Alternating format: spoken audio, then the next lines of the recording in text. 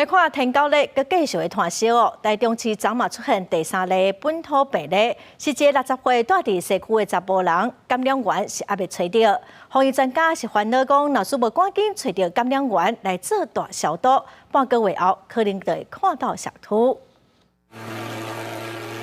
环保局的人员沿街仔路斟酌咧除药啊，因为台中市2号出现头一个感染源不明的天狗热个案，是西区一个60岁查甫人，经过中央检验确定感染到第2型天狗热，是台中第3个本土病例。目前也无法度确定感染源是对倒来，卫生局已经扩大针对上千人来做疫调。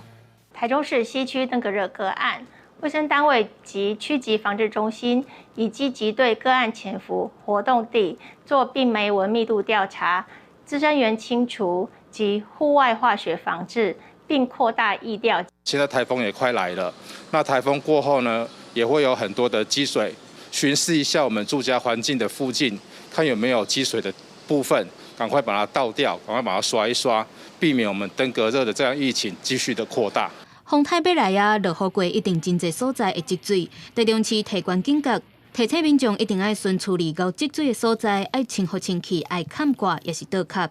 传染病防治医疗网中区的指挥官黄国斌烦恼讲，若无紧找到感染源，恐惊半个月后天狗热的疫情就会断开。蚊子咬了它以后，差不多8到12天左右，它就会有传染力，也就是说，这个蚊子会去叮咬别人。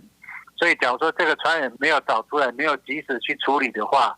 差不多半个月左右，就可能会有下一波的出现。不过，台中市2时佫传出有民众唔配合作业，无爱离开处理，互人转药啊。执行单位找师傅来开锁，结果互民众去报案，讲因入侵主体。台中市卫生局强调支持里长做防疫，而且嘛要依照传染病防治法第67条，对这个民众罚6万至30万块。